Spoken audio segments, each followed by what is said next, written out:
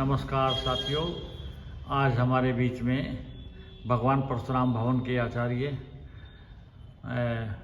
श्री अनिल शास्त्री जी बैठे हुए हैं। आज हम उनसे पूछते हैं कि होली का त्यौहार कैसे मनाया जाता है और क्या इसका फ़ायदा है और ये कहाँ से प्रचलन चालू हुआ कि होली कैसे मनाई जाती है, इसके बारे में। पंडित जी नमस्कार। नमस्कार जी, नमस्कार। तो आप बताइए कि होली का त्यौहार जो आ रहा है इसको कैसे मनाना चाहिए और इसके पूर्व की कथाएं क्या हैं? जी, सबसे पहले तो आप सभी के हमारे अंकल जी का जो चैनल है डीपी शर्मा जय माता दी, उनके सभी दर्शकों को जय श्री राधे और होली की अग्रिम हार्दिक शुभकामनाएं। होली का जो पर्व है बड़ा ही इससे प्राचीन इसका इतिहास है। हिरण्यकश्यप और हिरण्याक्ष नाम के दो भाई थे। हिरण्याक्ष जो है पृथ्वी को पाताल लोक में ले गया। वहाँ ले जाने के बाद भगवान देवता सभी भगवान की शरण में गए। भगवान ने वराह रूप धारण किया। वराह रूप धारण करने के बाद भगवान पृथ्वी को लेकर के आ गए। युद्ध हुआ हिरण्याक्ष का और वराह भगवान का। युद्ध होने के तत्परांत हिरण्याक्ष का उद्धार कर दिया। तो वहाँ पर हिरण्यकश्यप को पता चला, बदले की भावना लेकर के हिरण्यकश्यप बोला कि मेरे भाई का शत्रु है, मेरे भाई को मारने वाला है नारायण, इसे मैं जिंदा नहीं छोड़ूंगा। तो हिरण्यकश्यप ने बहुत तपस्या की और वरदान प्राप्त किया शंकर जी से कि मैं दिन में मरूं ना रात में मरूं, ना मैं सुबह ना मैं शाम को मरूं। नाना प्रकार के आशीर्वाद प्राप्त कर लिए। 12 महीनों में ना मरूं, इंसान भी नहीं मार सकता मुझे, भगवान भी नहीं मार सकता। तो अंत में भगवान ने उसको तथास्तु कह दिया और कहा कि जाओ, मैं तुम्हें वरदान देता हूँ कि इस प्रकार से जो जो आशीर्वाद तुमने प्राप्त किए तुम्हारी मृत्यु नहीं होगी।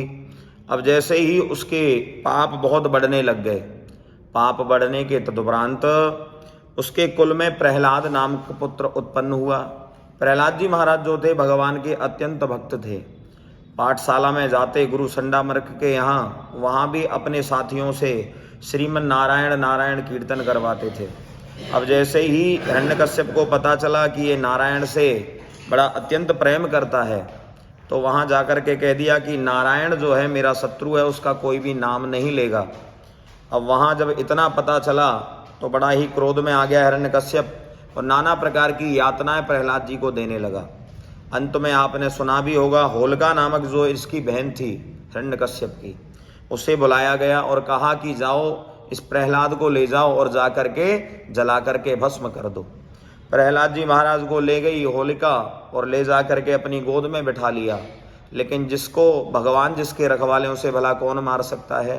पूर्णिमा तिथि का दिन था, फाल्गुन मास था, तो ले जा करके गई और गोद में बिठा करके उसका दहन करने लगे। सभी ने, नगरवासियों ने होलिका को जलाया। तो उसके तदुपरांत देखा कि प्रहलाद जी महाराज ओम नमो भगवते वासुदेवाय मंत्र का जाप कर रहे हैं। उसी दिन से हमारे यहाँ प्रचलन चल गया, होलिका के रूप में यह पावन त्योहार मनाया जाता है। कुछ हमारे त्योहार को लेकर के लोगों के अंदर भ्रांति है कि त्योहार होलिका दहन कब करें, 6 तारीख को करें या 7 को करें। तो होलिका दहन जो करना शुभ है वो 7 तारीख को है, जिसका समय है शाम 6:24 से रात्रि 8:51 तक आप होलिका दहन कर सकते हैं। क्योंकि 6 तारीख को भद्रा होने के कारण निषेध है 6 तारीख को होलिका दहन करना। तो आप सभी से करबद्ध यही प्रार्थना है कि होली के पावन पर्व को मनाइए और ये बहुत ही अच्छा त्यौहार है, क्योंकि आप एक दूसरे की वैमनस्यता को दूर करके प्रेम पूर्वक यह त्यौहार मनाना चाहिए। जय श्री राधे। जय श्री राधे। पंडित जी ये बताइए कि ये जो हिरण्यकश्यप था ये किस राज्य में था? ये मुल्तान नामक एक राज्य था, वहाँ पर इसका शासन चलता था और बड़ा ही अच्छा इन्होंने शासन काल चलाया। इसके पूर्वज जो थे, इसका जय विजय नाम के ये भगवान के यहाँ पार्षद हुआ करते थे। जब ब्रह्मा जी के पास में उनके पुत्र सनक सनंदन सनत कुमार आदि मिलने गए, तो वहाँ मिलने के लिए गए तो वहाँ जाकर के जय विजय नाम के 2 पार्षद हुआ करते थे। उन्होंने ब्रह्मा जी के पुत्रों को मिलने से रोक दिया, सनत कुमार आदि ऋषियों को। तो जय और विजय नामक के दोनों पार्षदों को सनत कुमार ऋषियों ने श्राप दे दिया और कहा कि जाइए आप राक्षस कुल में पैदा होंगे। तो सबसे पहले ये बने शिशुपाल दंतवक्त, दूसरे जन्म में हिरण्यकश्यप हिरण्याक्ष और तीसरे जन्म में ये रावण और कुंभकर्ण बन करके पैदा हुए। तभी से ये हमारे प्रचलन, और भगवान ने इन सभी का उद्धार भी किया है। इनका नाना प्रकार से उद्धार किया और बहुत ही अच्छा इन्होंने अपना शासन जो है बहुत अच्छे से सुचारू रूप से चलाया था। बाद में इन्होंने भगवान से वैमनस्यता, भगवान से शत्रुता बढ़ा ली, तो उसके बाद में भगवान ने इनका नरसिंह रूप धारण करके उद्धार भी किया था। ठीक है पंडित जी, और हमारे सभी दर्शकों को होली की शुभकामनाएं।